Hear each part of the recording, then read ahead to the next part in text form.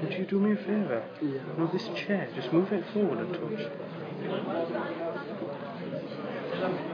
What do you want to do? No.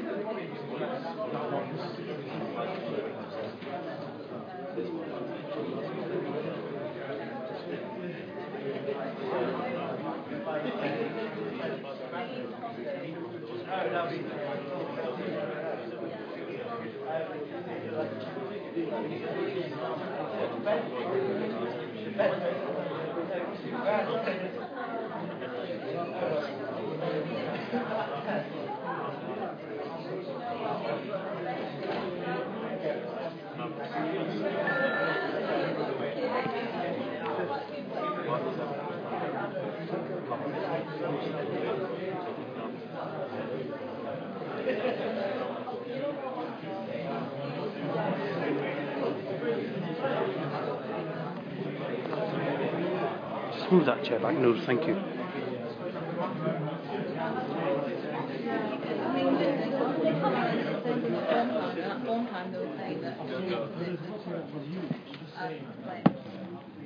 I think it's, I probably went for that bit myself, but they're all bit because but he's got the big one, which is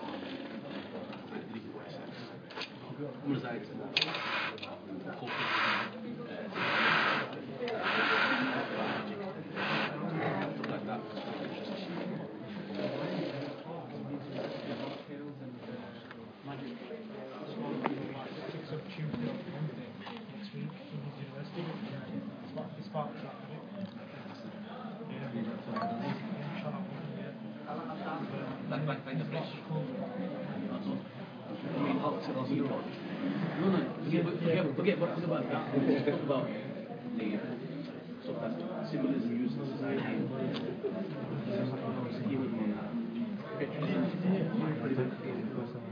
It gets you.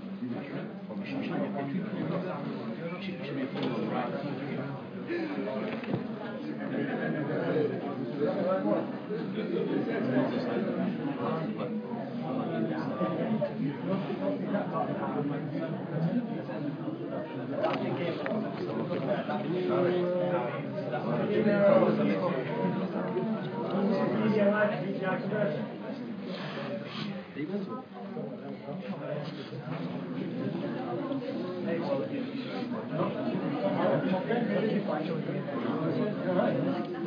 I'm live streaming that from there. Alright. So are you filming it? So it's a live stream. It's live streaming onto the internet. So would you just make sure there's no obstruction in that direction? I'll try my best, yeah. Thank you very much.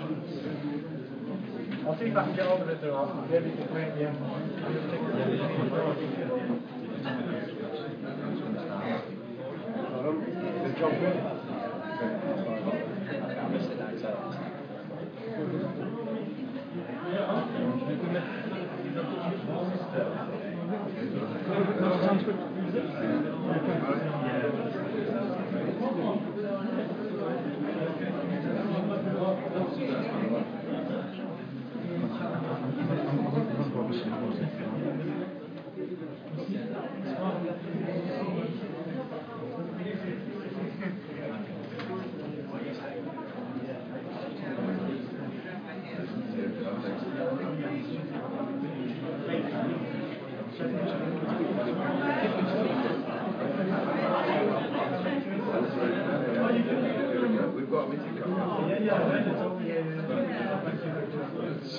100 times. So we'll get all of them.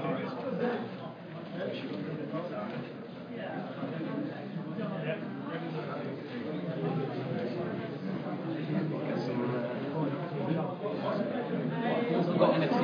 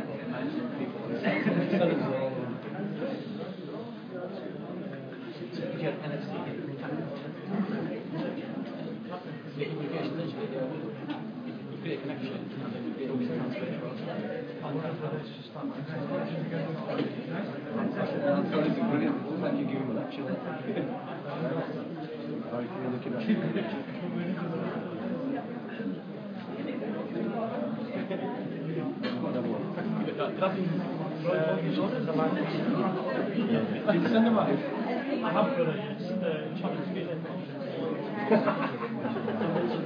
3G, man. 4G voice. One of them's clearer than the other. Have you let him default? I haven't. I'm in this situation, so I got him an email. Have you checking? Somebody else to call me. I just said I don't want to check this out.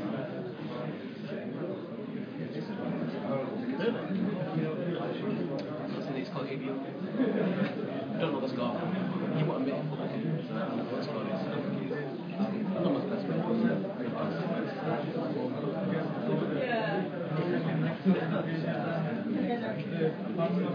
We got it.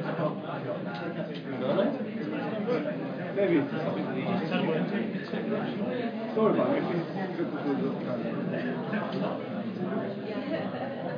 See, you've got a tight mustache of your bros on the drug. That's good.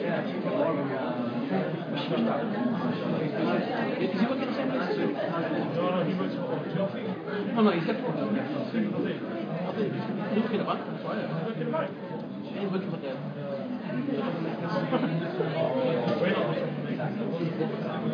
Yeah, he's working for them. That's my opinion.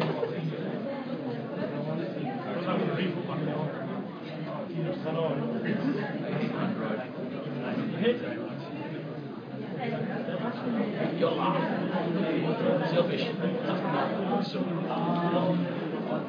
I would like more things which are obscure. The whole ministry. Deliberately. I'm one of them.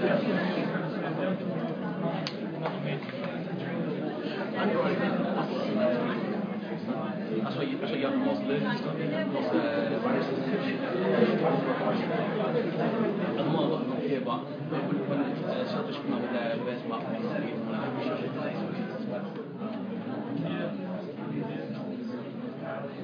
that's why I hold my learning.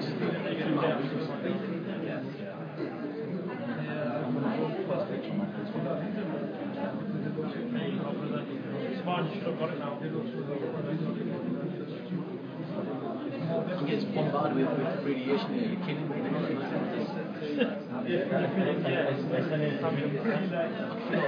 I've just got through the EMF radiation. Did you like it?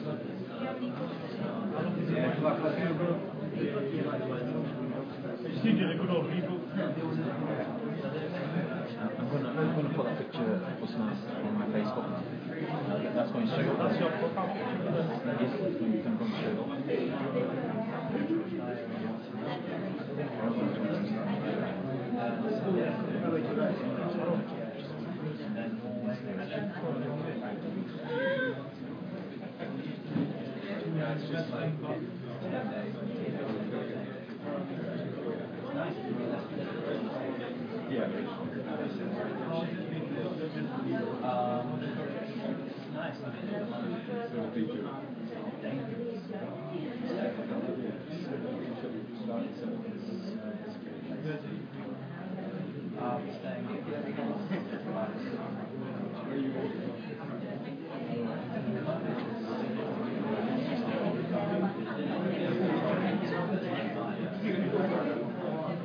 We'll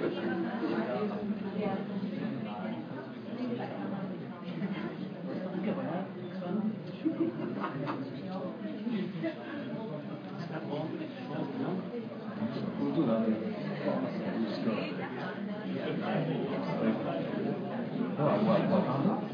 I'm happy now. I've met the chef. The thing is, we'll get to finish on like year one of them. I reckon the start of excellent, so we'll get through that. I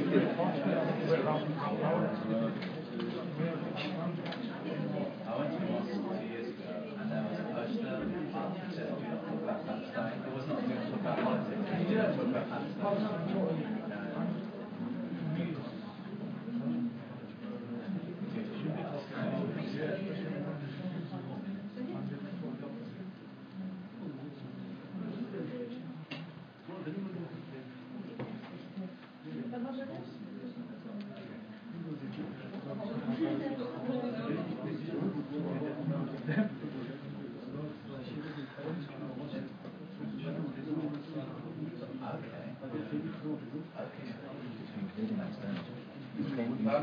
Ladies and gentlemen, thank you everybody for coming this evening.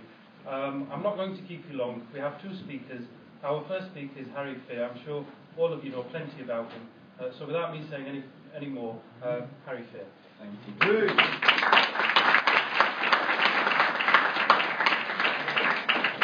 It looks like the microphone isn't going to help me, so my soft voice is going to have to shape up in the next 45 minutes.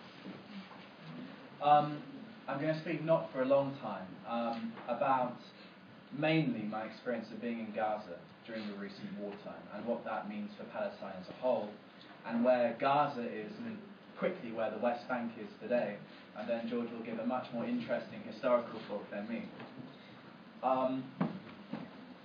You may know about me, but if you don't, I'm a documentary filmmaker and campaigner, and Palestine is very close to my heart. It does work, thank you. Palestine is very close to my heart, and I happened to be there during the recent 8-day war. It was a matter of coincidence that I was there and was reporting for every minute of the recent 8-day war. Because I can't see the slides, I'm going to have to rotate myself. As you know, the situation afflicting Gaza comes down to two main things. The first is the violence, which at the moment, thankfully, is pretty much silent.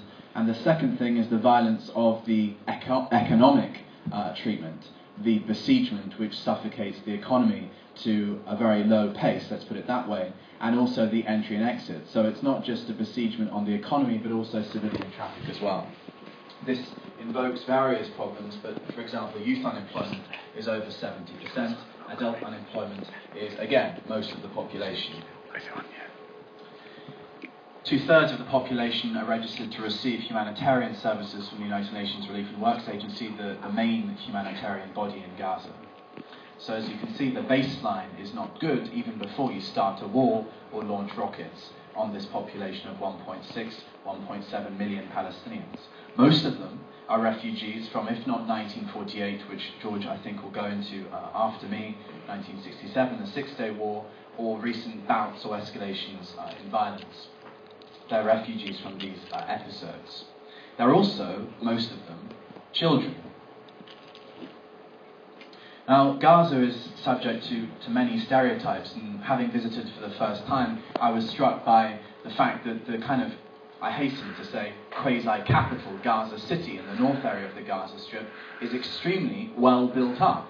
There is, of course, the odd demolished building because of the war ring, but as an exception, Gaza City is developed very much like Cairo, and this invokes the point that there is actually enormous economic inequality in Gaza. But that's just a by-the-way point, that's just a caveat, because when you travel outside of this quasi-capital, this Gaza City in the north area, within minutes you're hitting the refugee camps, which are what make up the rest of the Gaza Strip. This is what they generally look more like than this. That is the refugee camps. As I mentioned, the entry and exit is severely restricted. So although there are thousands of Palestinians going in and out from Gaza every day, most can't. I mean, for example, most of the men in this room would have to pay $250 to just register to get out, which is actually beyond the means of obviously most people in Gaza. So there are various restrictions to freedom of movement that exist. One of them, just as a detail, is the diplomatic imprisonment, which sees that it's almost impossible for Palestinians to get visas to, for example, give talks in the Western world. A friend of mine, Youssef Al-Jamal, he had his initial visa denied to give a talk about the situation in Gaza in New Zealand just a few days ago. One of my best friends in Gaza has tried for 5 times to get a visa to give talks in the UK, having been sponsored by MEPs, MSPs and MPs. Youssef Al-Jamal speaks, "The people of Palestine, specifically the people of Gaza, have gone through the most painful tragedies in life, yet they never thought of giving up, for they fight for a noble cause. Freedom is our destination, and we are ready to endure whatever is waiting for us ahead. Killing, land confiscation, night raids, airstrikes will make us but more determined to continue the battle for a better tomorrow." The battle is not obviously just an armed battle. He means everything that resistance means, obviously not just armed resistance. That's a friend of mine, Youssef Al-Jamal. As you can see, the Gaza Strip, which is what I'll focus on in this talk, generally speaking, is 42 kilometres in height. As I said, most of it is refugee camps. The orange blob is the Gaza city I was referring to.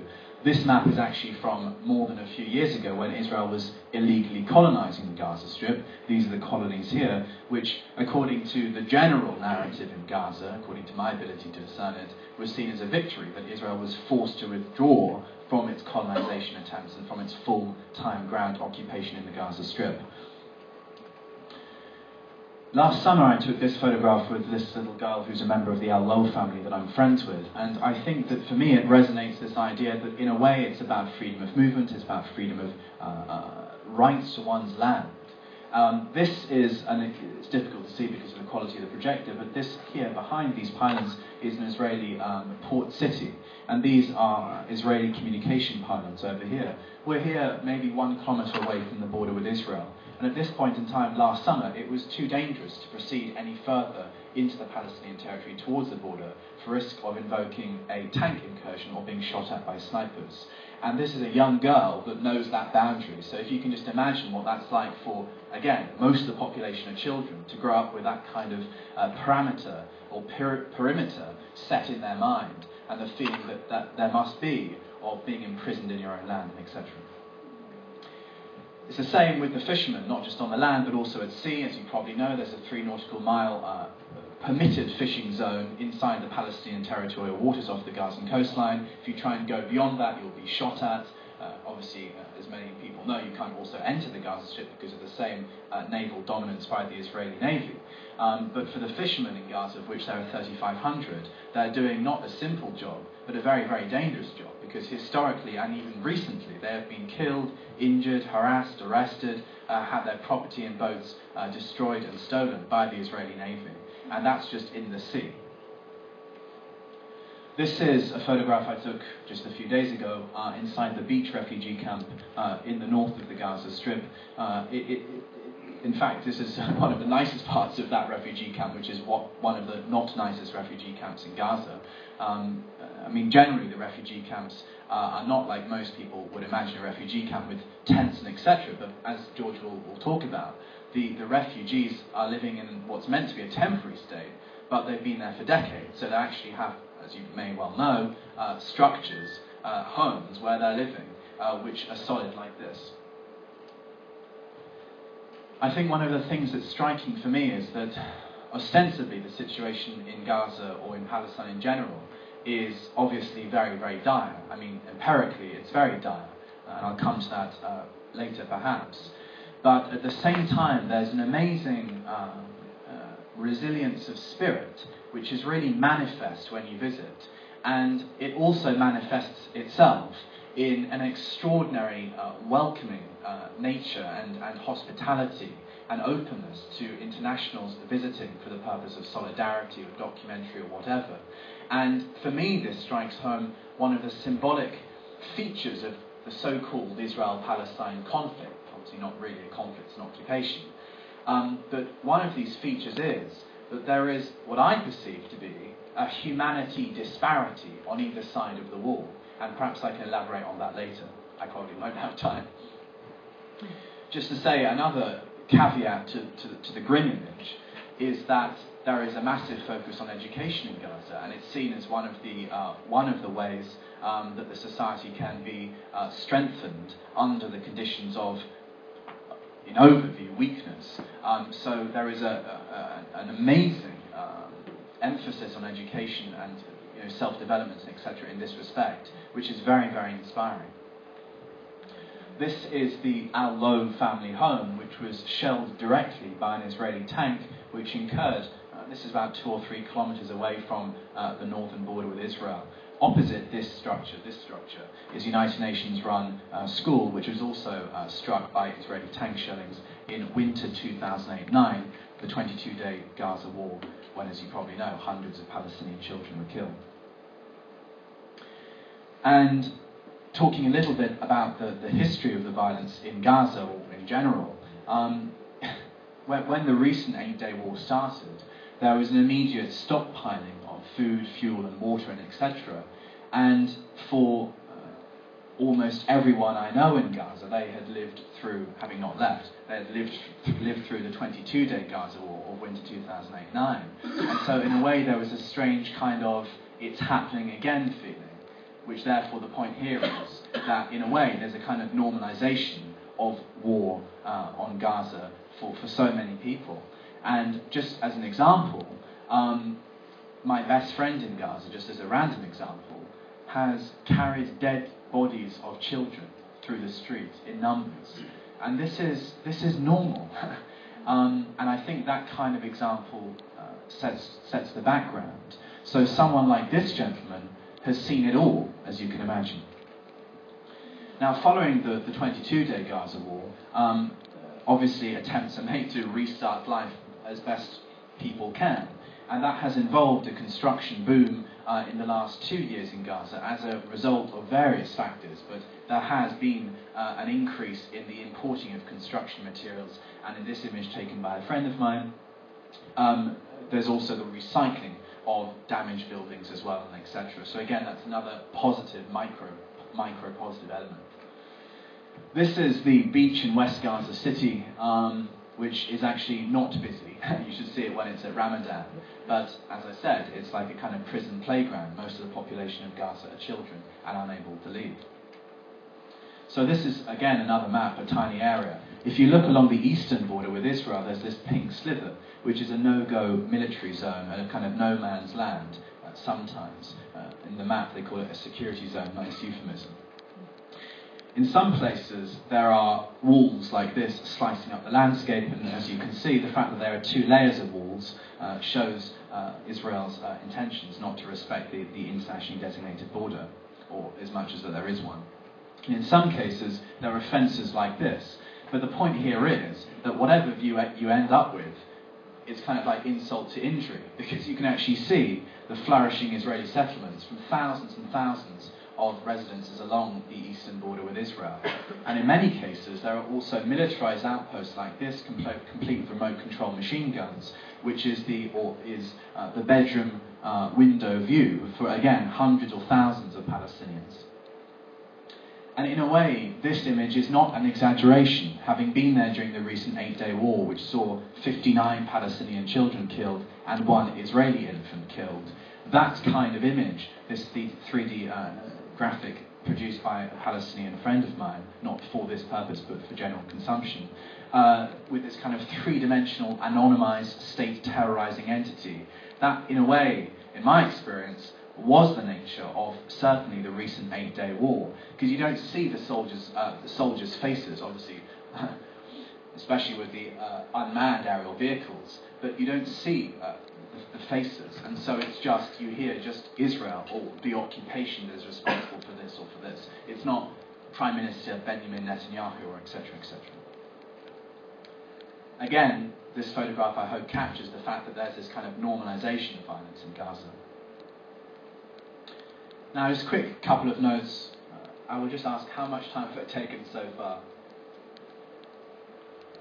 15 minutes. Okay, great. I'm going to speed up a bit. Along with the normalization of violence is a normalization of the acceptance of militant resistance, armed groups, whatever you want to call them. Obviously some people call them terrorist groups. As you can imagine, in Gaza they're not called terrorist groups. But the part that they play is of some significance. Anyway, the point here with this photograph is that this baby girl was injured within days of me arriving in Gaza for the first time when Israel struck a residential area with several airstrikes. And this kind of collateral damage, to use such cold clinical language, is normal in Gaza. Now, just to give some detail to that, when the recent 8-day war finished at the end of November, with a ceasefire, supposed ceasefire, that has basically generally held back airstrikes from Israel. But preceding the 8-day war, there were regular bouts of escalations, regular bouts of violence between the militant groups and between the Israeli, particularly Air Force, seeing incidents like this one. In this particular incident, Israel, and this is historically in a year before the recent war or so, Israel struck a militant on the motorbike, but also his brother and son. So again, this is not abnormal in the Palestinian experience in Gaza, where Israel is willing to invoke basically unlimited civilian collateral damage in order to execute one militant. Civilian collateral damage, to execute one militant. Now, coming up to the chronology of the recent 8-day war, obviously the official narrative, or the almost universally accepted Western narrative, is that Israel was launching a self-defense operation against Hamas, attempting to dent or destroy Hamas's military capacity, infrastructure and personnel. And as you can well imagine, that isn't the right chronology. So this is a tank just over the border, hundreds of meters away from the home of the Abu Dagher family, one of the Abu Dagher families. I'll just explain now what this means. Oh, I was going to, I don't have a video, so I'm going to have to do it without the video. 6 days before the 14th of November, exactly 6 days, it was the same time of day as when the recent 8-day operation was launched, Israeli force was responsible for the killing of a 13-year-old boy, Hamid Ahmed Yunus Abu Dagher, who was playing football outside of his home with a few of his classmates and neighbourhood friends. We don't know exactly from what military unit the shrapnel came, which sliced up his heart and lungs, which killed him within 5 minutes of being struck. But it was from either a helicopter, bullet, or from a tank shelling, or etc. Again, it's another curious incident of a Palestinian child casualty as a result of Israeli force, a kind of Israeli force that we can't determine, not least because there are not the adequate resources in Gaza to test shrapnel and chemicals which are found in Gaza, and etc. But the point here is that the militant groups in Gaza, I'm trying to use cleaner language than resistance groups or armed groups or terrorist groups, the groups in Gaza responded to the slaying of this 13-year-old innocent who was playing football outside of his home, nowhere near a clash, which is what the BBC reported happened in one article.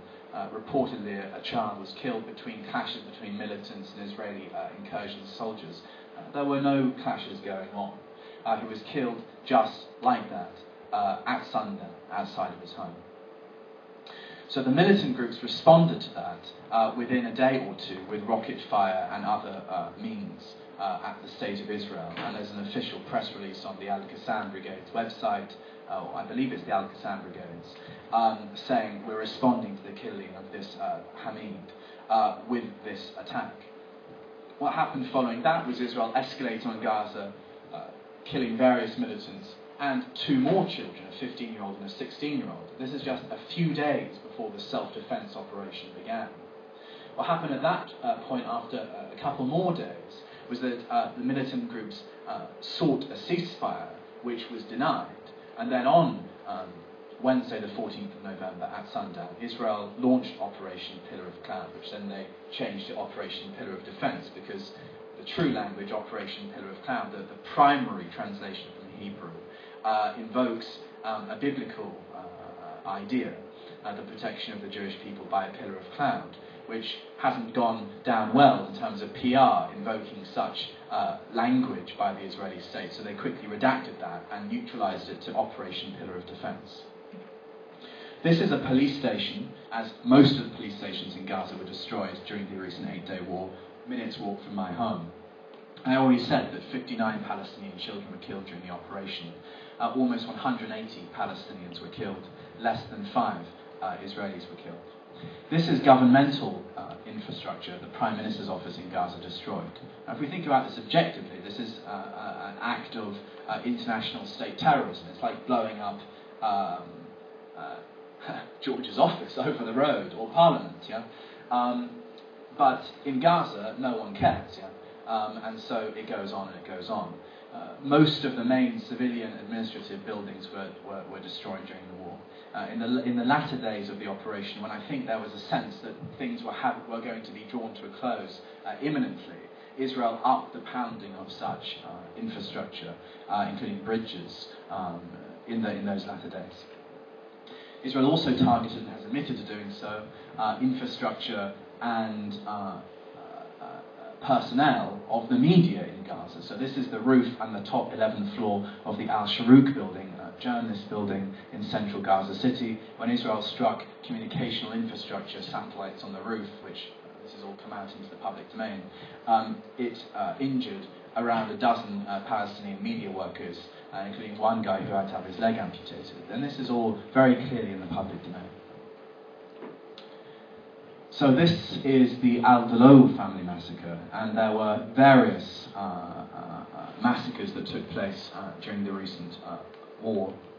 The Al-Dalo massacre is just one of them. There's also the Al-Hijazi massacre, the Al-Zur massacre, and it goes on, depending on your threshold for using the word massacre, but it truly does go on and on. Just to give some more detail about this, Israel recently changed its policy, or made more explicit its policy, that it's willing to strike the homes of militants, not just while they're firing rockets, or where they're at weapons storage facilities, or where they're in transit, but the homes of the militants. I don't have to tell you that who lives in homes. It's women, children, and elderly people, as well as military-age men.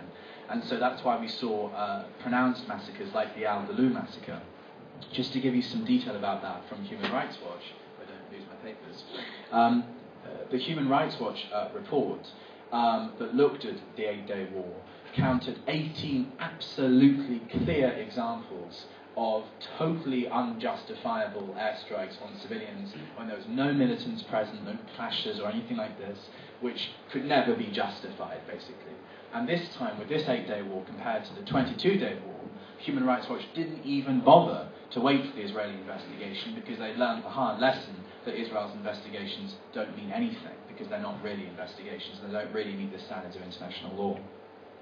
So they found 18 airstrikes.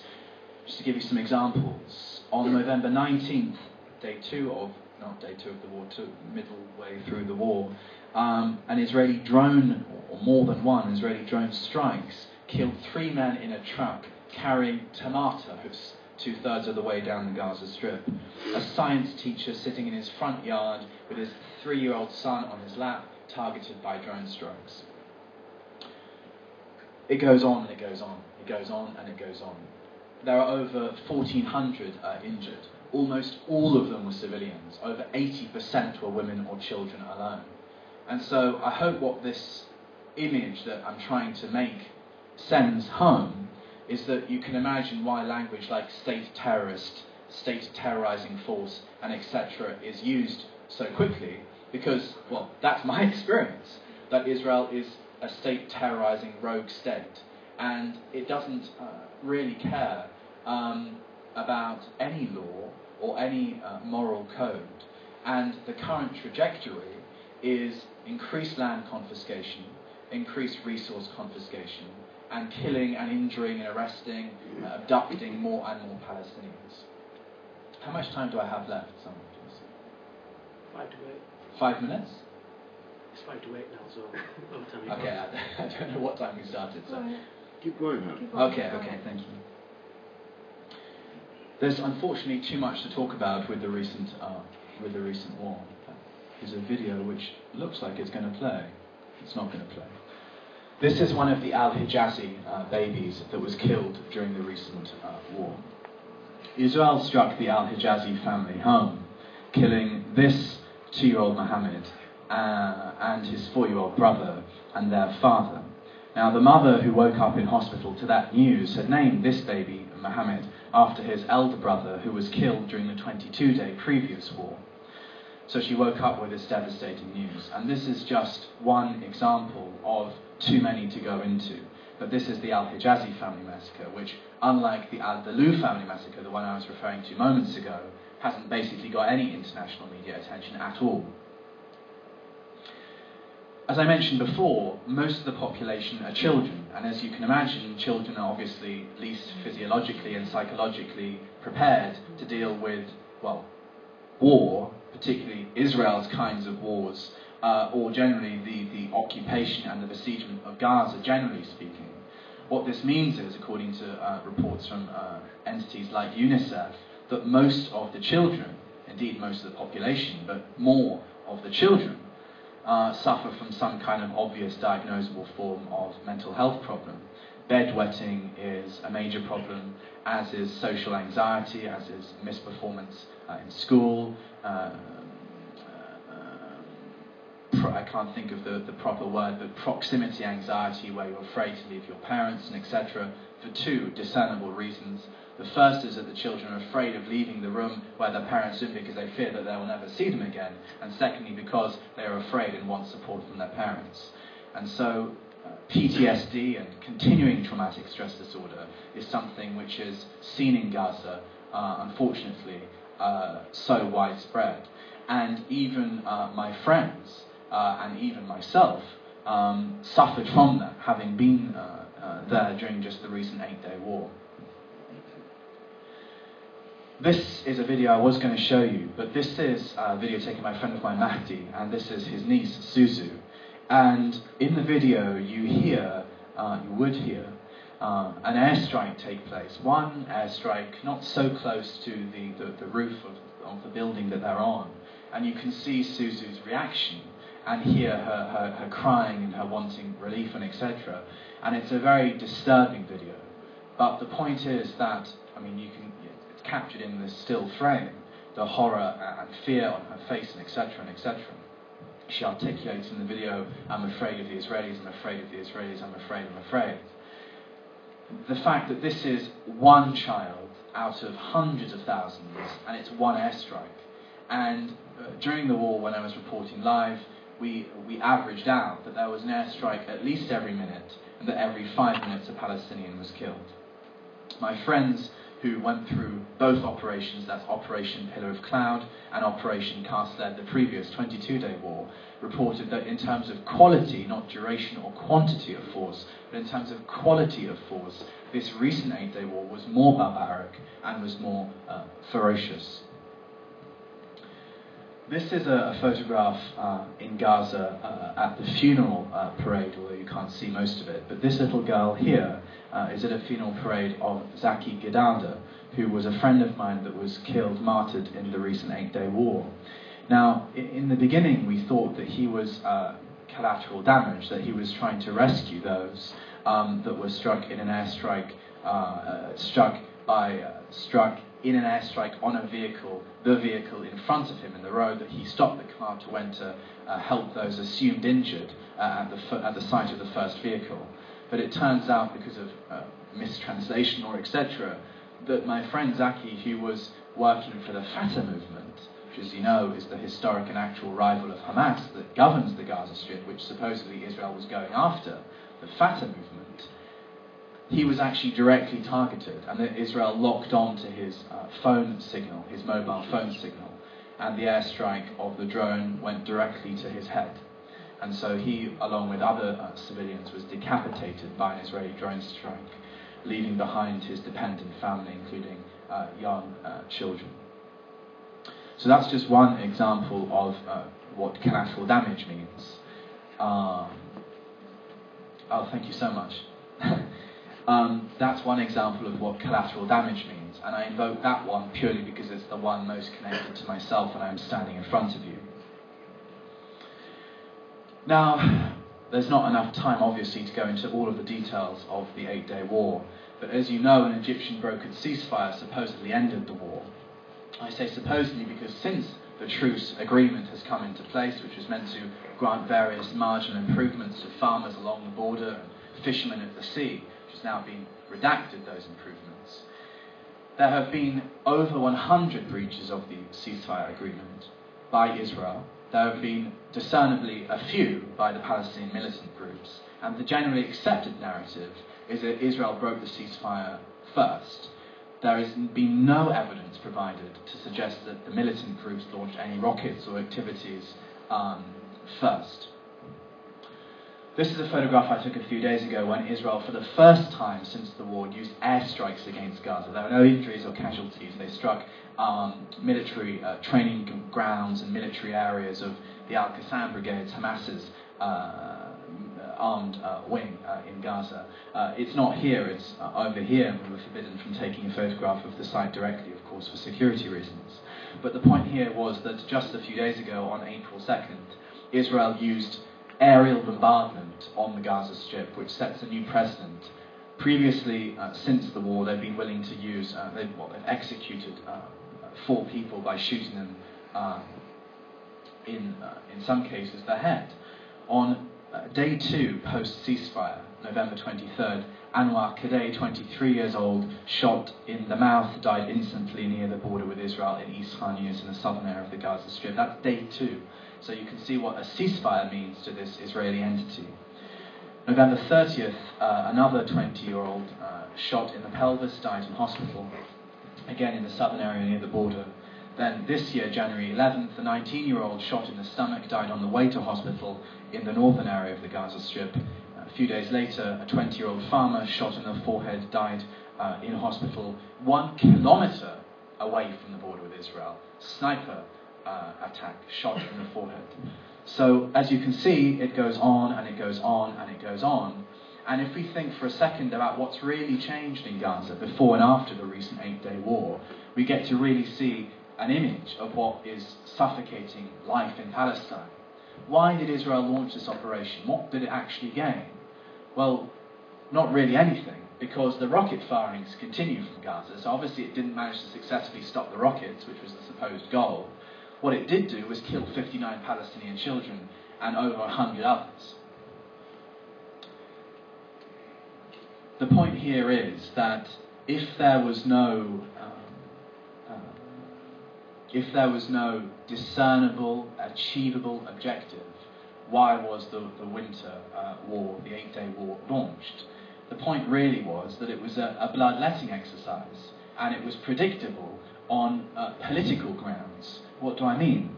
What I mean is that Israel's military operations, not just in Gaza, but also in the West Bank, have been proven to have a correlation in terms of timing with the Israeli elections, and also, thirdly, correlate with the political situation, of course, in, you guessed it, the United States. So this is why the recent 8-day war was actually predicted by many analysts. What's changed? A few dead Israelis and almost 200 dead Palestinians. Why launch such an operation? This is the West Bank, which I visited a few years ago now, which I haven't touched on, but to very quickly give it some time. The situation in the West Bank is obviously different because there's a full-time on-the-ground military ground occupation, complete with night raids, arbitrary detention, torture, including of children, and etc., as well as killing. And in recent weeks, more killing than in Gaza as a result of that in-your-face military occupation. As you probably well know, restrictions on freedom of movement as a result of arbitrary soldiers' actions, but also a system, a matrix of control of checkpoints and permits and access permissions and etc. Now, coming to a close, you'll be happy to hear, this is a photograph I took from the north area of the Gaza Strip, looking north towards Israel. And for me, this really resonates because it sends home this image of the reality that 20 minutes up the road from where I live in Gaza live the young men who press the red plastic trigger switches on the PlayStation joysticks that drop the bombs from the unmanned aerial vehicles on people in Gaza. The point here is that it's a totally unsustainable, insane reality that exists in Palestine and Israel, and it needs our attention to bring it to a close. Because unfortunately, as I said before, there's only so much Palestinians can do imprisoned in Gaza, and it requires international auxiliary pressure and to an increased quantity and quality in the coming months, and hopefully, I won't say years, because hopefully it'll be the conflict or the situation that is will be resolved within months, not years. But we need to really pull weight and try and do something to help. Just before I give way, I'd just like to read something that a friend of mine wrote during the recent 8-day war on day 5. It's a poem, Yesterday Night in Gaza, and it's written by Hadil Abaoun. Yesterday night I closed my eyes to catch some sleep after a bloody, miserable day. I barely slept. The sound of explosions began approaching. It was everywhere. I was telling myself, it's okay, it's just one, don't worry, it's almost over. Another explosion. I said, that is the last one, then everything will be over. Boom, another one, 2, and 3. It was too much, so I got up from the bed. With every sound of shaking bombs, I was fleeing to my parents' room. Daddy took me in his arms. He tried hard to stop my rainy eyes. Laying between my dad's arms, covering my head under the blanket, closing my eyes to this dark world, having nightmares even while I'm not asleep, that was how I spent this night. Daddy was watching the window and warning me with every rocket that was propelled. He whispered, light, a kind of brace, brace, brace, as a sign to hold my breath and get ready for the next explosion. Daddy thought that I was crying because I was afraid of death. Not really. It was a crying with a different flavour. I was crying because it was the first time to feel that I'm going to lose someone of my family. Despite everything that was going on, I was not afraid of death. It doesn't scare me anymore. Even if I knew I would be underground within seconds, what was scaring me was the thought of losing someone I love in these events. I may lose the life of my father, mother, brother, or a friend. I will be lucky if it is just about losing my own life. With every explosion, I could see death becoming closer to one of them. Many thoughts were spoiling in my head. I was extremely weak. It was the first time to feel that weakness. I was someone I'd never met before. Fire, bombs, explosions, blood and death. It was too much for a girl of my age to endure. To breathe the atmosphere of blood is something terrible, as if you're experiencing death more than once while you are still alive. Then, for a moment, I closed my eyes. There was an instant of extreme cold and total darkness. Suddenly, I was in deep, dreamless sleep. I opened my eyes upon my mother. She was raising her hands to the sky and praying to God to keep us safe. This increased my faith. I said to myself, they can never defeat us. I decided to curse my weakness and shackle it with chains. I decided to be stronger, yes, stronger. That's from Hadil, a teenage friend of mine. So if that's what a teenager of 16 years old can write in a foreign language, you can hopefully get an insight into the general situation.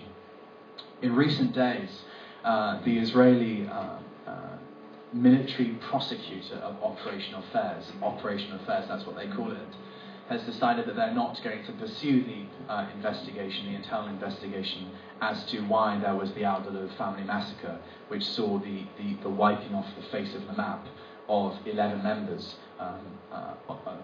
9 people of the Al-Dalud family and 2 others from a different family in the Al-Dalud family home during the war. They're not going to investigate it. The same with other notable massacres. I think I will leave it there. I will just say one thing, which is that what Israel got away with in the recent 8-day war was different to the 22-day war. There was no ground invasion. And we must hold on to what is hopeful and be inspired by the kind of resilience of spirit that we hear from, for example, my friend Hadil. There was no ground invasion. the operation lasted just 8 days, not 22 days. And although Israel got away with less in comparison to the comparatively, to speak crudely, more bloody Operation Cast Lead, the amount of international outrage and even media scrutiny, when there was any, was increased than before. And so there are two trajectories. One is that the outrage is steadily increasing, as is the size of the international solidarity, support and sympathy movement for Palestinians' plight. And the second is that Israel is getting away with less over time, because it can't do anything it wants. And so that kind of, seeing it like that with those two trajectories, I think is a hopeful analysis which we should hold on to. Thank you very much.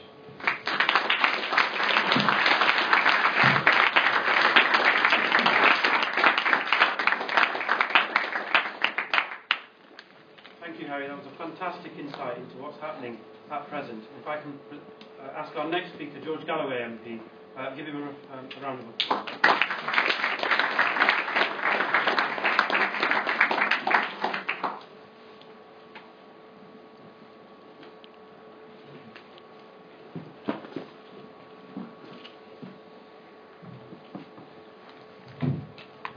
Bismillah ar-Rahman ar-Rahim. Distinguished elders, brothers and sisters, comrades and friends, Assalamu alaikum. For a man called Fear, what didn't come across in the talk of the pictures, because he is an almost pristine example of the noble self-effacement historically of the English people. Harry Fear is a very, very brave man. And the way he talked about reporting throughout the 8-day war, you would have thought that he meant he was in the BBC studio at White City or Millbank. But in fact, he was right in the front line of a war launched by an utterly ruthless fighting organization, the 5th most powerful military in the world, with absolutely no compunction about killing Englishmen like him, any more than they have killing the Palestinians in larger numbers. Harry Fear could have ended up like Tom Herndel, the young Englishman who perished with an Israeli bullet in his head. He could have ended up like the brave American young woman Rachel Corrie, who was crushed to death as an act of deliberate, premeditated murder because she was standing in front of a Palestinian house that Israel intended to destroy. He could have ended up like the many journalists, mainly Arab and Palestinian journalists, but not by any means all, who have been killed for telling the truth in this conflict. But it didn't stop him broadcasting round the clock in some of the best reportage that we are likely to see from this field of conflict. So it's an honor to share this platform with him this evening, and to do so again tomorrow evening in Nottingham at a fundraising dinner where we are both speaking tomorrow evening, I think at 6:30, for any who have friends there that they'd like to tweet or message to ask them to come along. There are still some tickets available, I understand. Harry did a very good job in his words and in his wonderful photographs of, I hope you'll forgive me, a snapshot of a small part of a big picture. Gaza is not Palestine. The occupied territories are not Palestine. And the wars of 2008-9, nor the recent 8-day war, are not the whole picture about Palestine. In fact, Harry twice used the phrase, it goes on, and it goes on. And that was, whether he knew it or not, actually the perfect description of the Palestinian tragedy, which I should like now to place into more context and to at least point the way for the Q&A session that follows me of what needs to be done if this on and on and on disaster is ever to be resolved.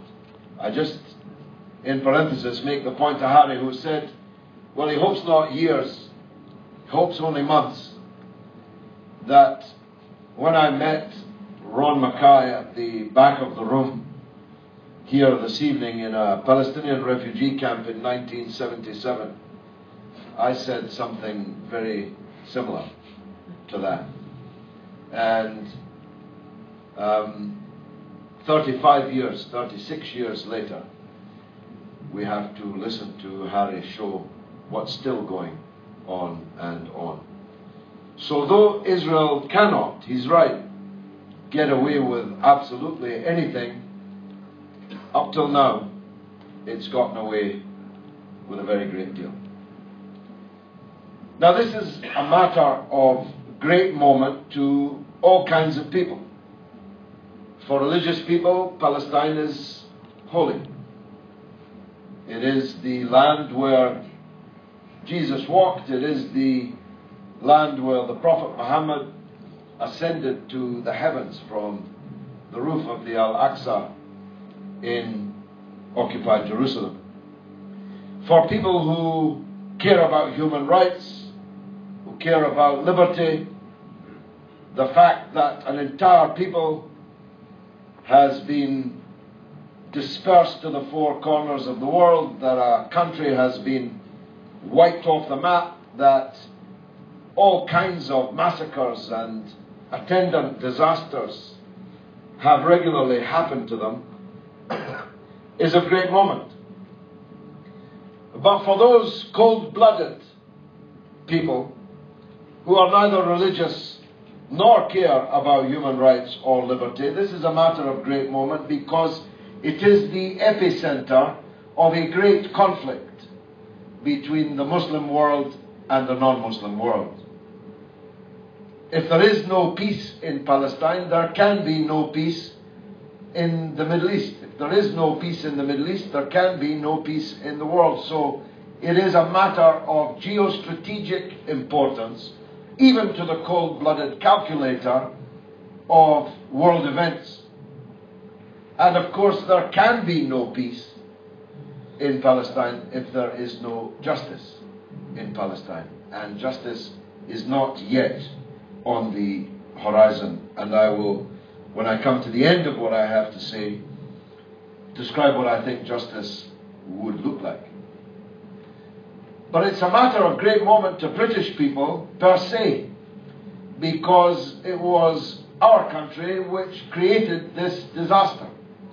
And in the Houses of Parliament, where I have sat for the last 25 years, this entire tragedy was authored, was written by the British Foreign Secretary, Mr. Balfour, who almost 100 years ago, on behalf of one people, us, promised a second people, the Zionist Jews, who were at that time a tiny percentage of international Jewish opinion. He promised a second people the land which belonged to a third people, the people we've just been watching, almost 100 years later, on the screen this evening.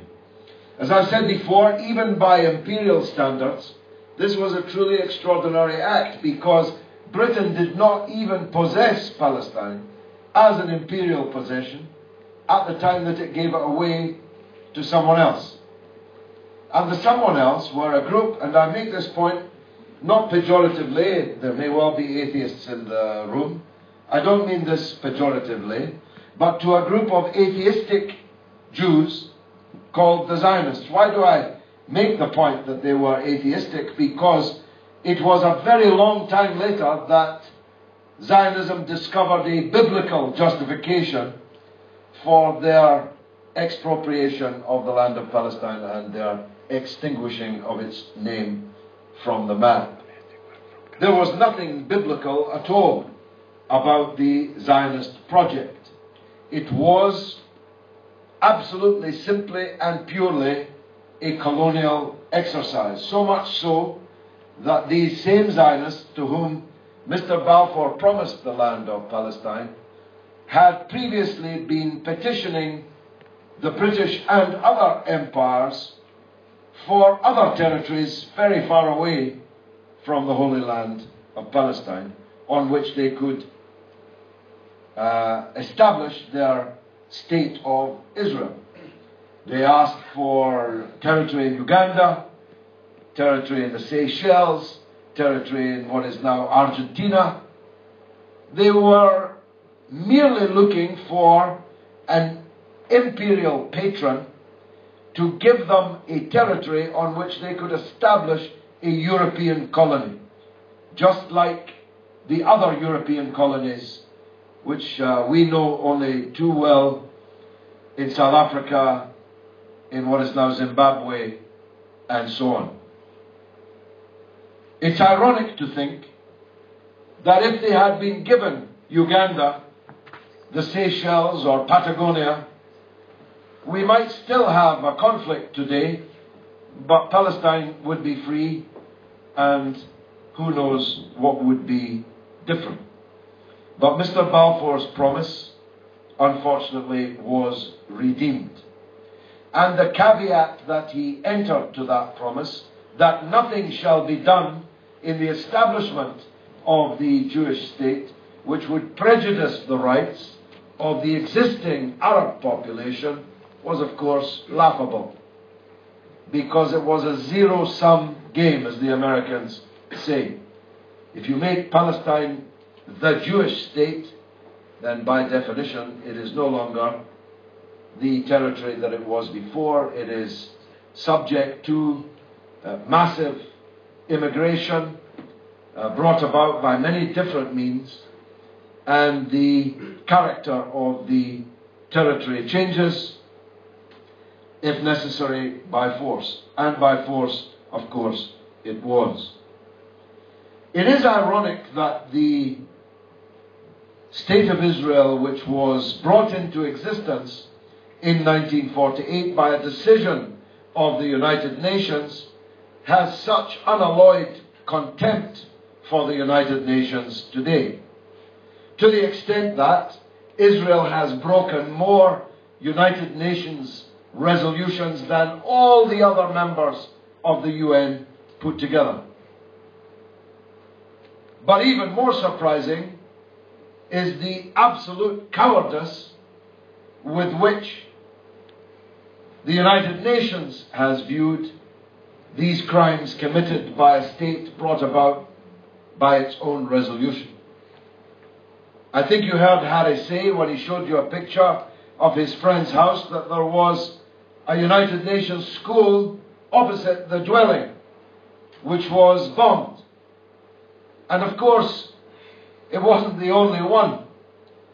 Virtually every United Nations building in occupied Palestine, and indeed in the south of Lebanon, has regularly been attacked, and UN personnel regularly murdered, and UN supplies paid for by international taxpayers through the United Nations regularly set on fire and destroyed by Israel. Yet Israel continues to enjoy not just membership, but a special kind of membership of the United Nations. It is never sanctioned. It is never threatened with sanction.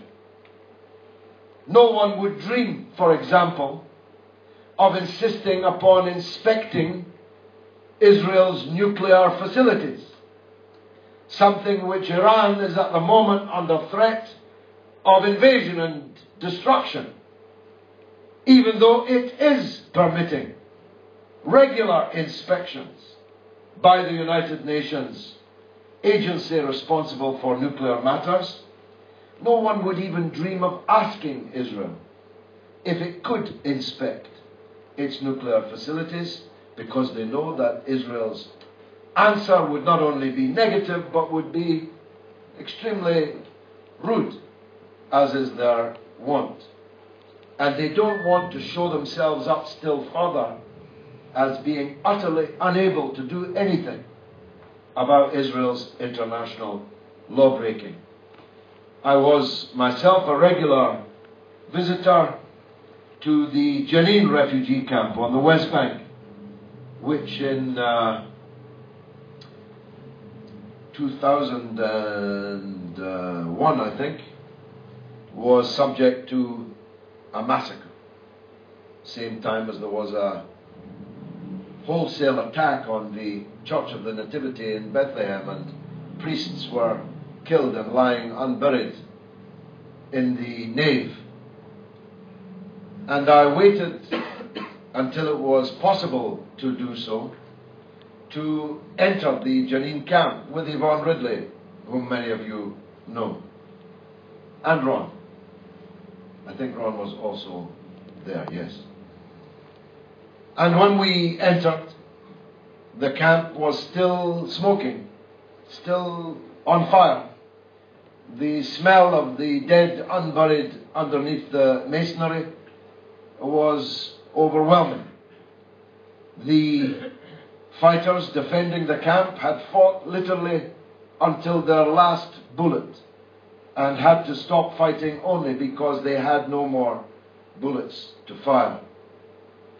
A huge number, a contested number, but a very large number of Palestinians were massacred in that camp.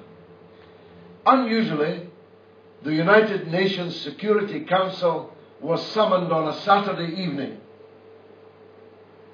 during that massacre and held an emergency meeting. It unanimously, again unusually, the United States did not veto this particular resolution, though it has vetoed scores of others. And so a resolution passed the Security Council appointing an investigating commission led by, I think, Archbishop Tutu of South Africa to go immediately to Jenin and check the reports of massacre in the camp. That was on Saturday night. On Sunday, the commission members were packing their suitcases to go and carry out the United Nations mandate.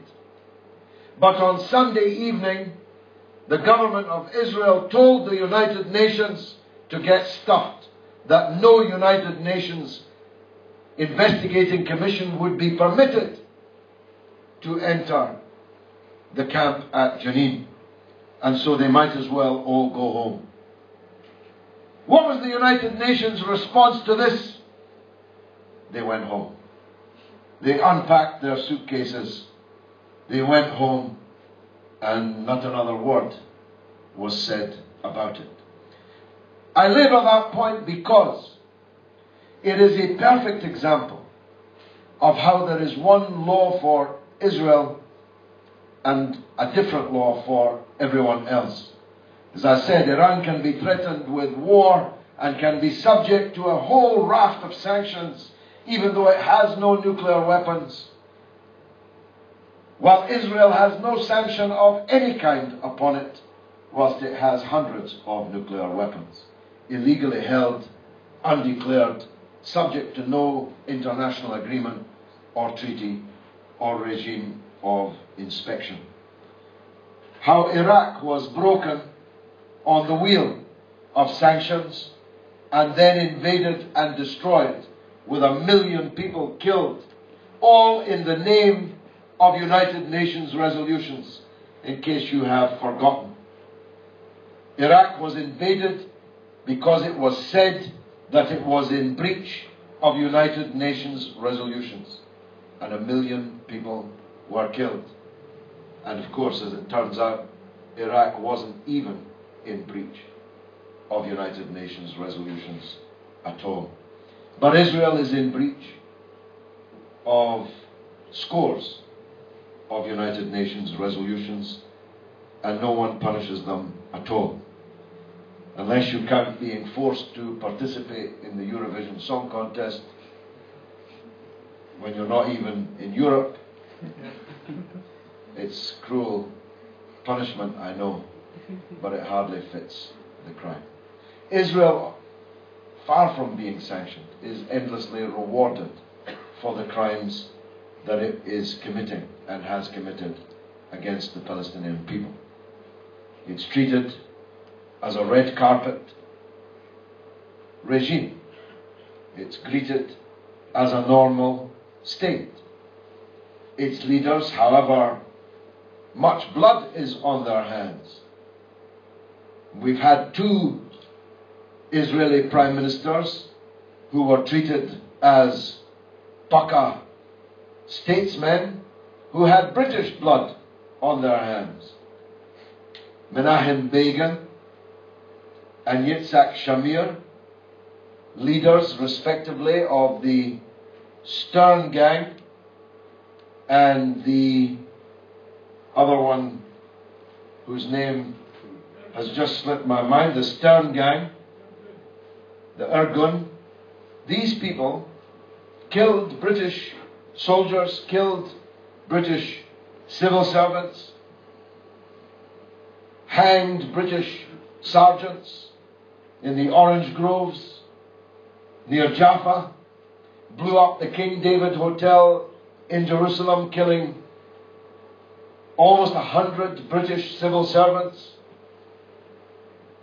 Shamir personally, with his own hand, shot in the face and killed the United Nations envoy, Count Bernadotte of Sweden, and he became Prime Minister of Israel and was treated as being an ordinary, respectable world leader. And of course, after them, it got worse. Sharon, still in a coma, is responsible for the deaths of thousands of Palestinians. The butcher of Beirut, who stood on the roof of the Kuwaiti embassy on the outskirts of the refugee camps of Sabra and Shatila, which I know well, and bathed the camps in light so that the fascist militia of the Lebanese Phalange, who were his allies in the invasion of Lebanon in 1982, could go from house to house, bayoneting and murdering literally thousands of Palestinian women and children, their men having departed under international agreement with a promise in writing signed by the US plenipotentiary Philip Habib that the women and children left behind in the camps would not be harmed, upon which promise the PLO's fighters sailed out of the harbour in Beirut to far off Tunisia, leaving their families behind, they thought, in the safe hands of the international community. And no sooner had the ships sailed out of the bay than thousands of their wives and children and elderly parents were murdered in cold blood. Sharon was forced to resign. Such was the international outrage over this massacre. But he came back, not as Defence Minister, but as Prime Minister. And as Harry said, ever since then, every time there is an election coming up in Israel, a new war is launched, because nothing gets votes better in Israel than killing Palestinians and further destroying what is left of their society. Although sometimes it doesn't work. Olmert was the criminal responsible for the massacres in the 22-day war in 2008-9, and no sooner had he finished the massacres than the Israeli public threw him out and elected somebody even worse in the form of Netanyahu. I make that point because there is a tendency amongst liberals and progressives to imagine that the peace camp in Israel, the people who oppose all of this in Israel, are somehow capable themselves of changing this situation. This is not true. Some of the people who support the Palestinians inside Israel are the bravest of people and absolutely indefatigable in their work, but they are a tiny number and utterly unrepresentative of the Israeli electorate, which generally speaking will vote for the man or woman who promises to be most brutal and ruthless towards the Palestinians and the Palestine question.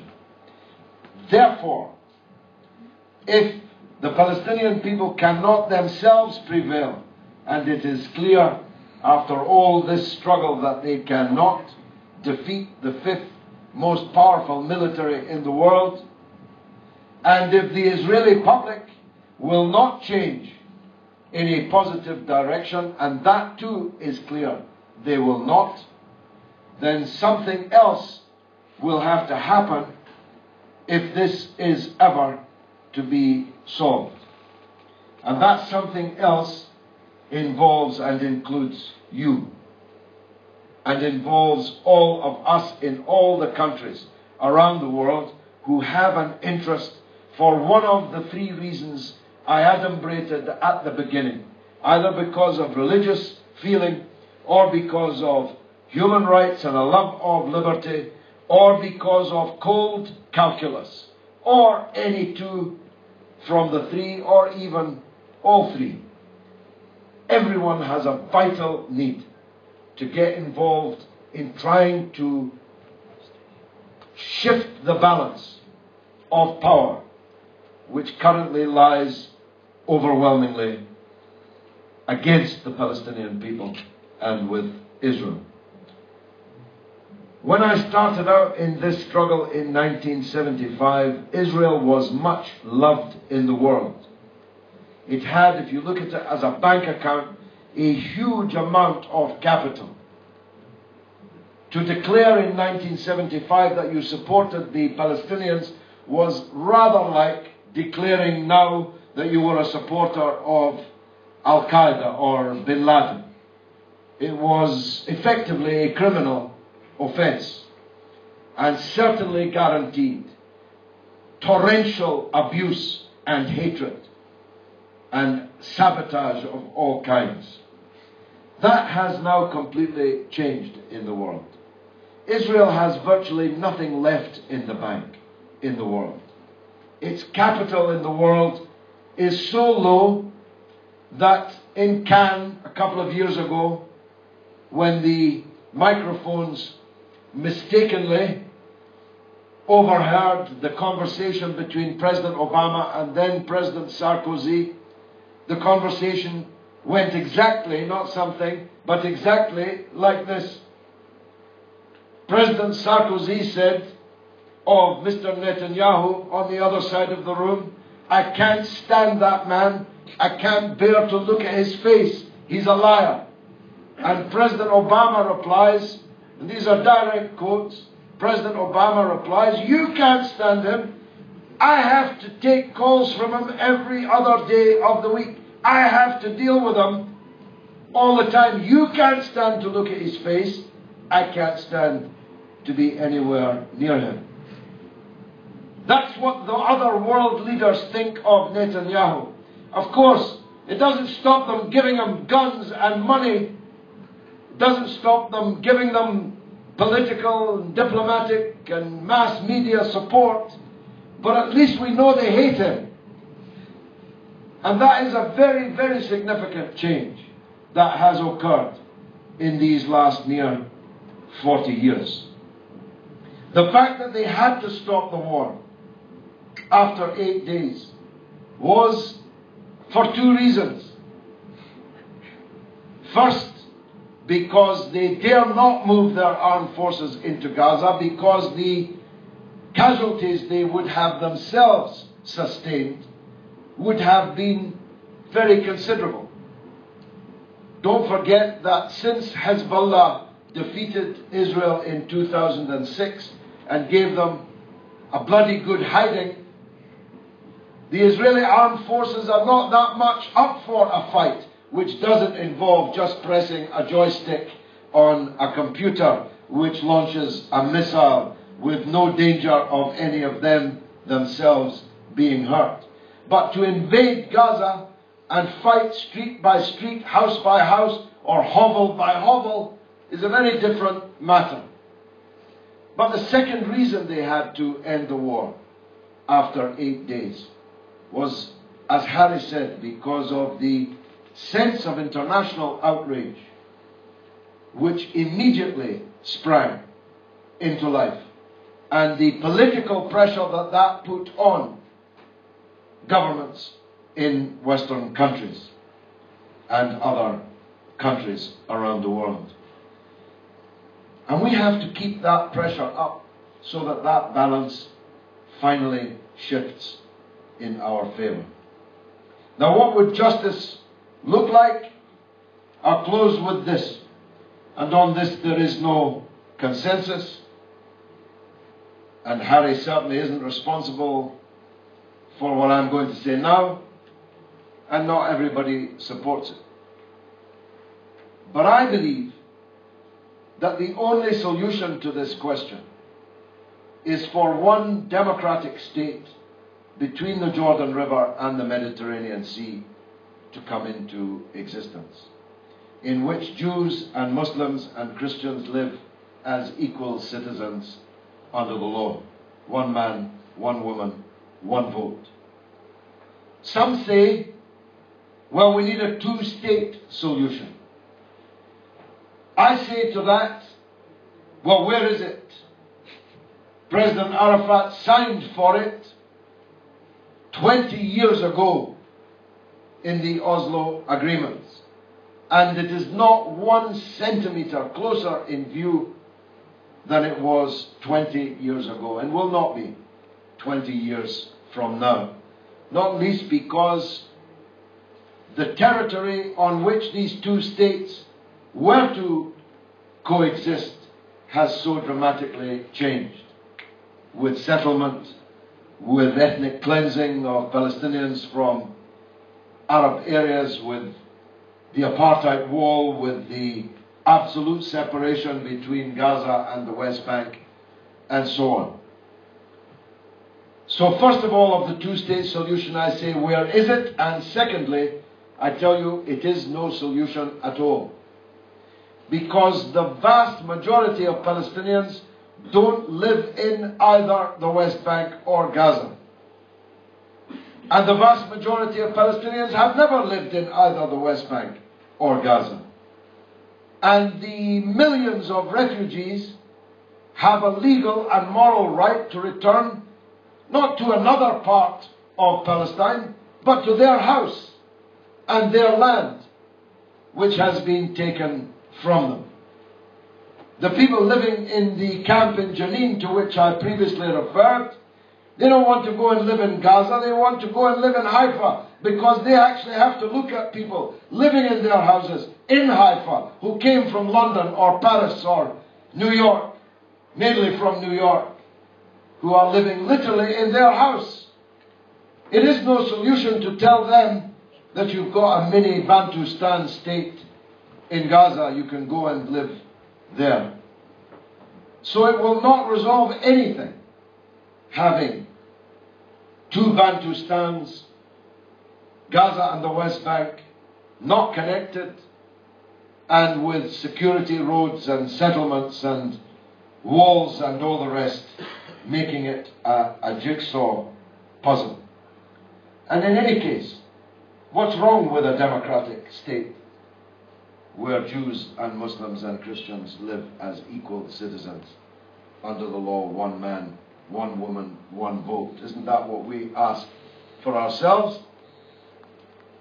When the Boers were finally defeated in South Africa and accepted that apartheid must come to an end, They asked President Mandela, can we have just a tiny piece of the country as a white state? They asked for what's known as the Orange Free State. They wanted it to themselves so that they could have a white republic. And Mandela answered, we don't believe in white states or black states. We just believe in democratic states. And if it was good enough for post-apartheid South Africa, surely it's good enough for post-apartheid Israel-Palestine. So one state is the thing that I fight for. You could call it Israel-Palestine, you can call it Palestine-Israel, as you please. But it's the only solution that actually is a solution. And though its prospects look dim, they are no dimmer than the two-state solution, but have the benefit of being moral and of being fair and just. So, that's some background. Harry gave you the foreground, and now I think, Elias, it's over to you for Q&A. Wassalamu alaikum. Thank you very much.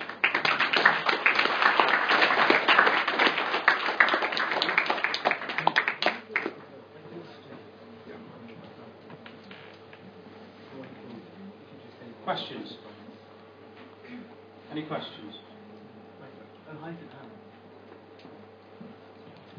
Gentleman in the group. Mr. Galloway, comrades.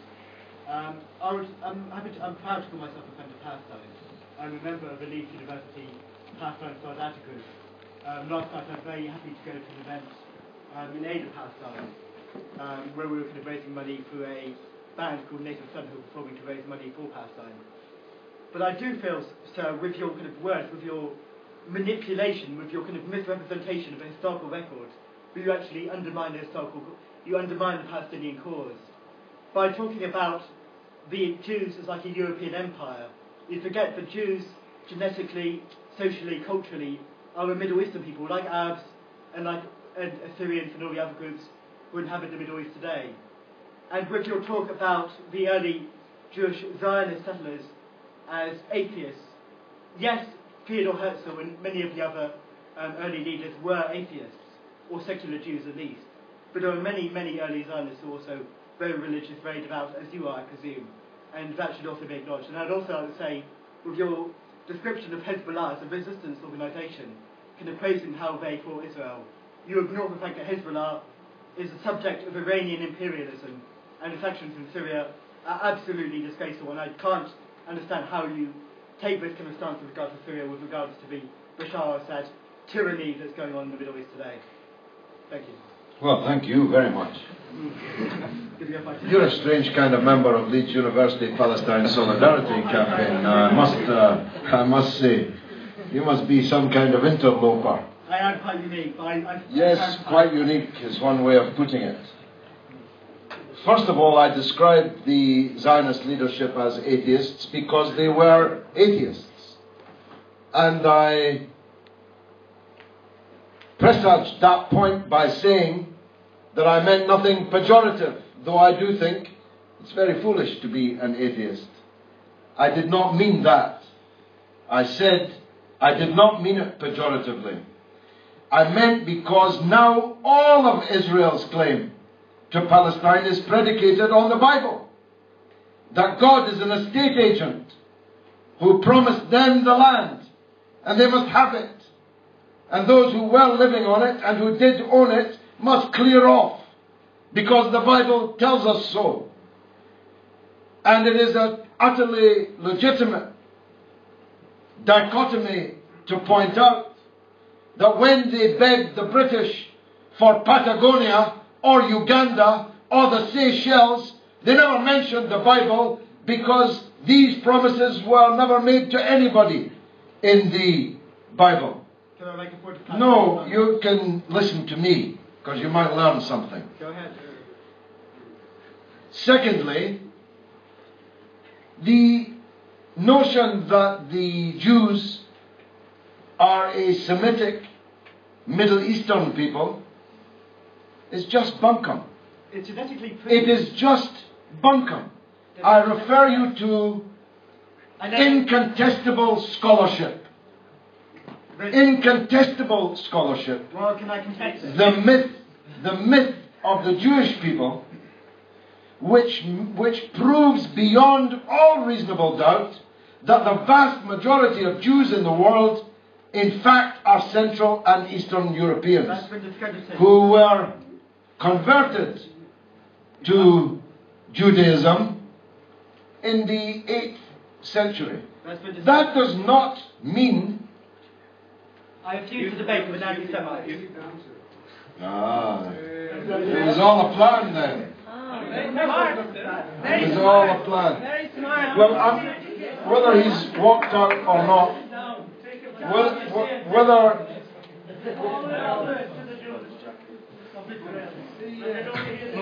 whether he's walked out or not, I'm going to finish this answer because... I was just going to ask him.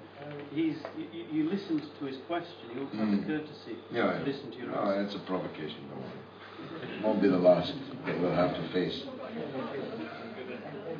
My point is this. I don't believe that the vast majority of Jews in the world have anything to do with the Middle East. I don't believe that. But I don't care about that. Because I don't draw my conclusions from ancient history.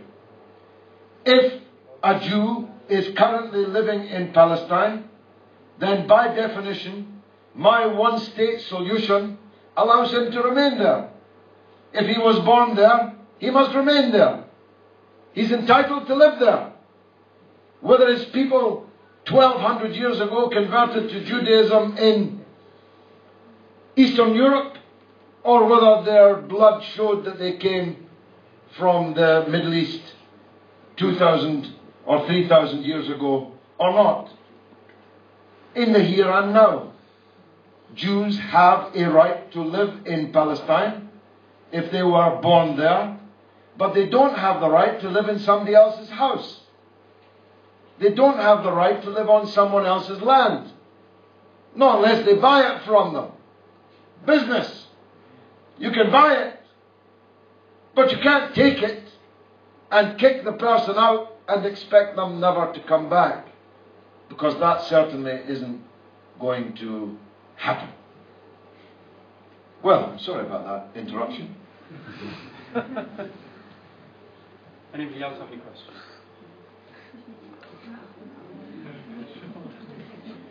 Gentleman at the back. I was just wondering, this is to George, do you think Morsi's appointment in Egypt has changed anything in Palestine? Well, that's a difficult question to answer for Harry, who has to pass through Egypt on the way back to Gaza. And it's slightly difficult for me too. It has made a difference. I think that Morsi played a positive role in bringing about the end to the 8-day war that Harry's pictures and talk was concentrated on. I think that the Egyptian people had the right to elect a Muslim Brotherhood government, and they did. And the world has to recognize that and stop trying to subvert it and bring it down. But I don't think that the current leadership of the Muslim Brotherhood in Egypt is going to challenge Israel in a meaningful way anytime soon. But I do believe that the Egyptian masses, in the end, will tell. Their feelings for Palestine are overwhelming, and in the end they will force, if not this president, then the next, to begin to act differently in relationship to Palestine and Israel. One thing we can say, Mubarak, the agent, the tyrant, was Israel's close ally. No other Egyptian president ever will be Israel's close ally. They may not move to scrap Camp David, they may not break diplomatic relations, but they will never again be Israel's ally, acting openly in Israel's interest. That's my view on Morsi. Gentleman in the blue shirt. Can I come back to the one-state solution, George? Because, I mean, I'm really a one-stater, but I have to say that amongst the Palestinians I know, many of them are not. And I think, in a sense, my belief in the one state as being a good solution is less important to me than my belief in that it must be a Palestinianly determined solution. So that's one point I'd like to make. Second point you've touched on, the question was to be who would be, as it were, a national of this one state. You've said all Jews who were born in Israel would be entitled to be there. Of course, many Jews were not born in Israel, and from the Israeli side, which I'm by no means an advocate of, the notion of some sort of right of Jews to come there is extremely important, as indeed, of course, it is for the Palestinians, because Palestinians regard it as extremely important that Palestinians, even if they were not born in Palestine, should have the right to come. So there is that very important question of who should be the national, because if you're talking about democracy, this is the group who will be, as it were, the demos. So I'd like your views on that, but also more importantly, even if that is sort of agreed and supported by the Palestinians, that is the aim, how do we get from here to there? And Harry's only given us a few months. Yes. Well, first of all, I absolutely reject the idea that anyone who's a Jew has the right to, quote-unquote, return to Palestine. If you think about it, it's absurd. I could become a Jew. How could that give me the right to return to Palestine and live there in somebody else's house?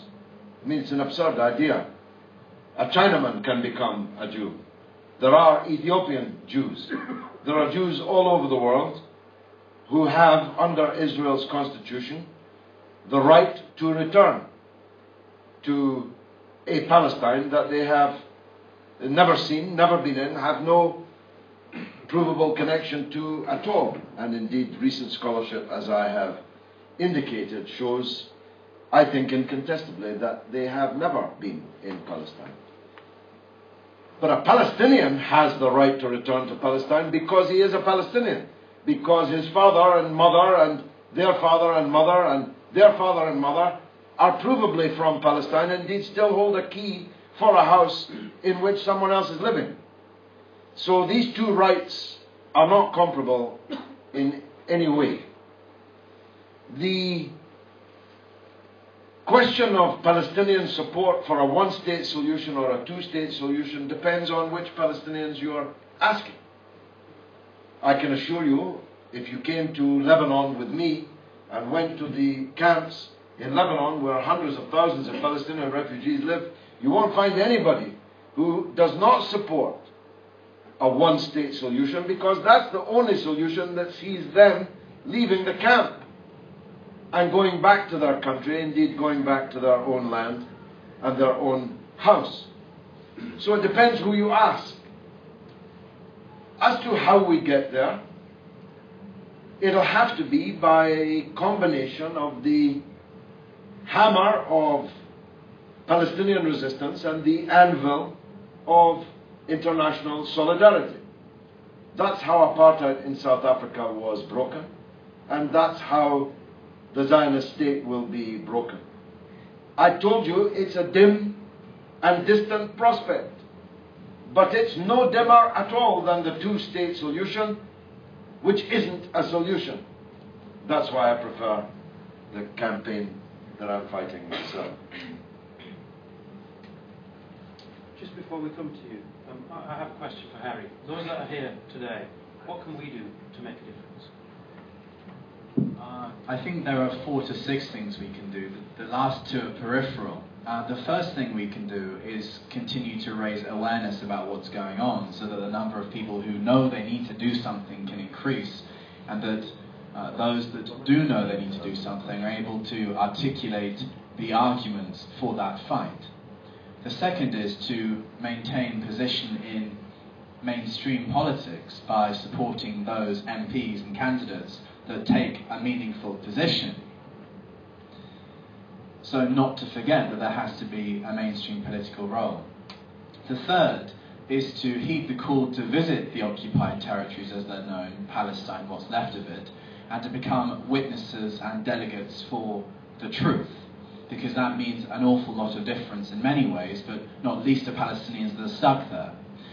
And also, number 4, to boycott the corporations that are criminally responsible for propping up Israel's illegal dominance over the Palestinians in the occupied territories. The 5th thing is to give what charity we can to those that need it. My God, in Gaza are there hundreds of thousands of people that need it.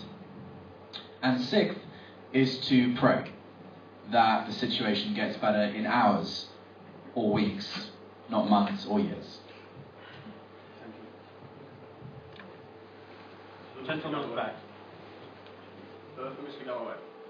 George, I just wondered if you could give us any insights in how the Palestinian situation is currently viewed in British politics, kind of behind the scenes. I mean, we've got Cameron and Miliband making public statements, so I just wondered if there's any changes gone on in the last few years, especially with what's going on in Gaza.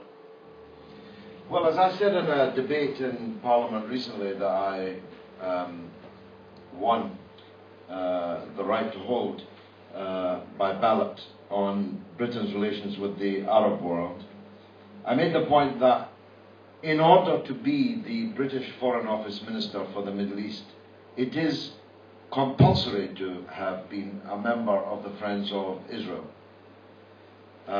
This is an empirical fact. If you are not a member of the Friends of Israel, you will never be the Foreign Office Minister for the Middle East. So that tells you something about the relative strengths of the Palestine lobby in Parliament and the Israeli lobby in Parliament.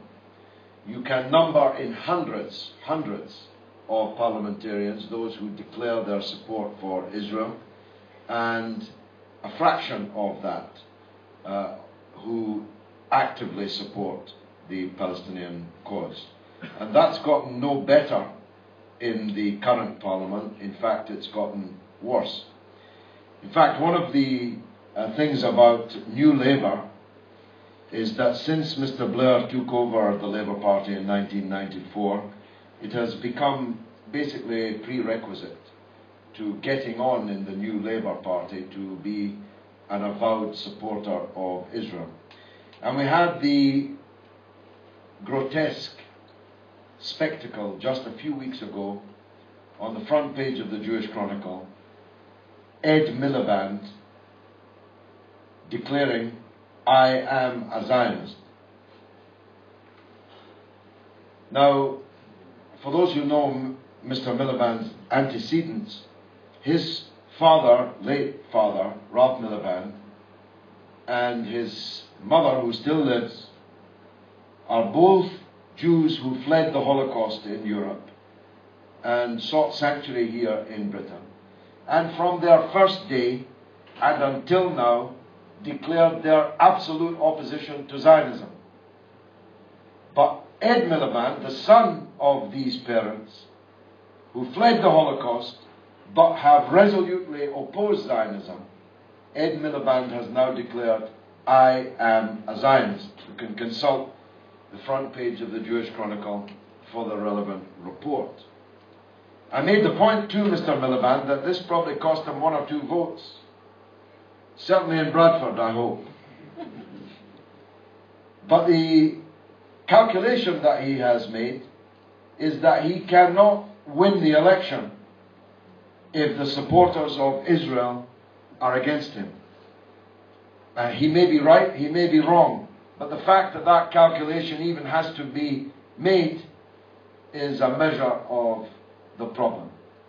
There are some bright spots. After the 22-day war, 2008-9 in Gaza, David Cameron described the situation of the people in Gaza as being a prison camp, the largest prison camp in the world. Israel went bananas about it, demanded that he apologize and withdraw, but he didn't. And therefore that is a prime ministerial statement, that Gaza is the largest prison camp in the world. and that something must be done about it, said Mr. Cameron. Of course, he didn't actually then do anything about it, but at least he said it. I don't know, Harry, if you've got a view of internal British politics, but welcome if you do. I think that the trend is towards this in a very abstract and not scientific manner, that the trend towards sympathy for the Palestinians at the expense of support for Israel is something which is not only affecting the general population, but therefore also automatically the parliamentarians. And although empirically the number of supporters of Palestinians may not be increasing, clearly in Parliament, I think that there are certainly marginal improvements in the general abstract of what this country is doing.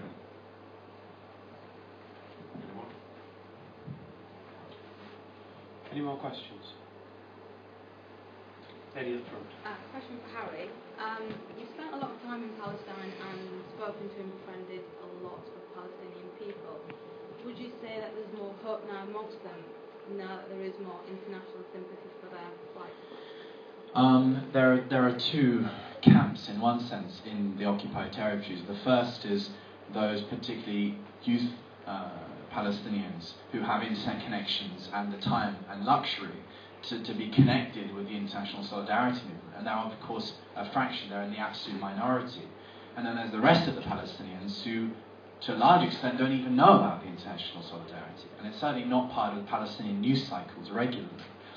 Many people don't even know who Rachel Corrie was. They don't know who Tom Herndl was. So that's a problem.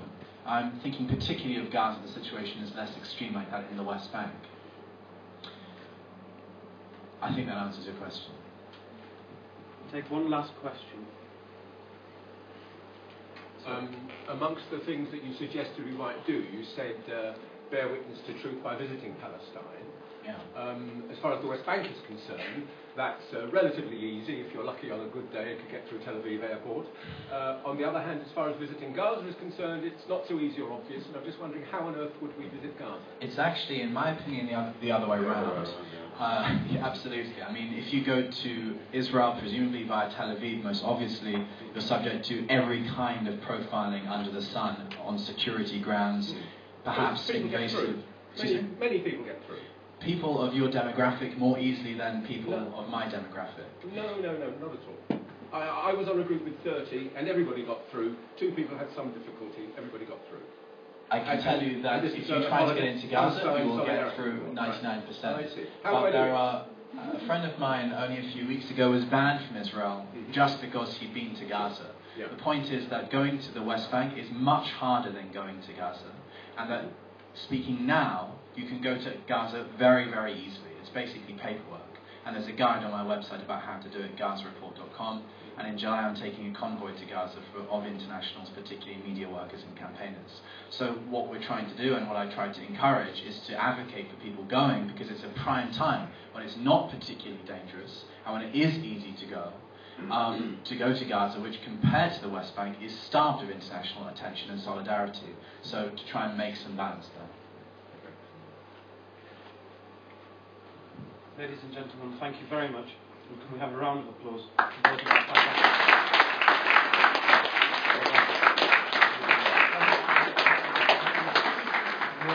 Thanks, everyone. That's quite a good crowd in the end. This is the news. Yeah. How many views?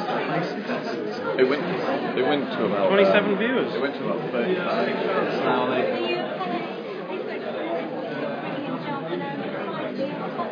Oh, did you? Okay, awesome. 26 views, 27. We had 35.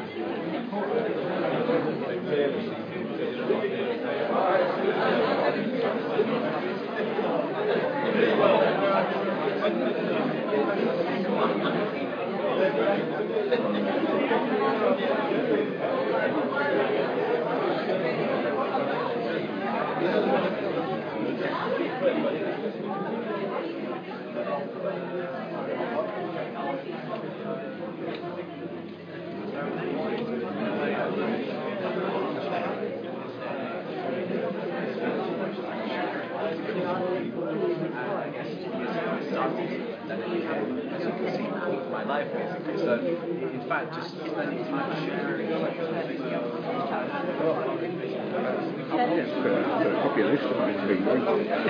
it's been live streamed. So if you go onto there, it'll be on there. Are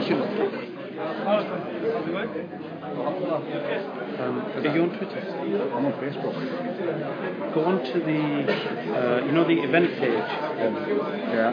The event page for this. You should have told me I could have got my page. Sorry, I didn't know. What's your page? I did. I sent you a link. I put the link. I advertised the link, but I could have put this online. I didn't know. For next time. So, and it recorded this at all? Yeah, it has. This is recorded. So as well as going out live, it's also there for people to watch later. Yeah, I want the Harry Fair part. You want the Harry Fair part? I won't be able to take just that bit off for you. Only in the, no problem. I'm sure I've got this.